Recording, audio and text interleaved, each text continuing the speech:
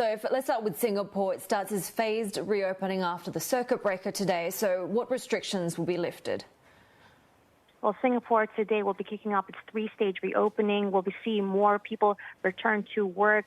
Banks among them, they will allow for staff to slowly return to the office from this Tuesday, keeping in mind, of course, that the Monetary Authority has advised that staff be kept to about 25% in terms of headcount on site. Also of note, in Singapore, we are seeing for the first time since the lockdown began, community cases having fallen to zero, but infections in migrant worker dorms, they are still on the rise with 408 cases as of June 1st. And here in Hong Kong, 4 new cases have been confirmed at an existing cluster, but health officials have said there is no need to evacuate people from the building in question. And as for Japan, where we've seen new clusters also emerge, including in Tokyo, the health ministry reportedly has approved testing of saliva samples from this Tuesday. And Sophie, so Asian policymakers now embracing bigger budget deficits in order to cushion the virus impact. What's the latest?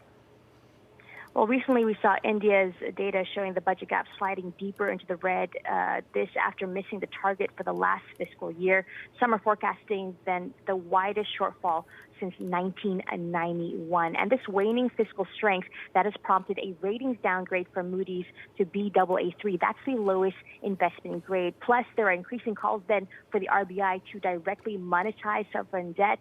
As for today, the central bank will be looked to provide a backstop for the rupee and bonds with a sell-off expected. And turning to Indonesia, where policymakers are pushing to reopen the economy and companies from airlines to luxury condo builders are issuing profit warnings, expect more aid to be announced in the coming days, including about $644 billion targeting farmers and fishermen. Now, this on top of the $44 billion already set aside, and with the government willing to widen the fiscal deficit further, forecasters are projecting a budget shortfall of at least 6.3% as authorities seek to avoid social unrest in the face of rising unemployment. About 2 million people have lost their jobs when the virus hit, in addition to the 9 million who are already out of work before the policymakers. So certainly challenges for authorities there.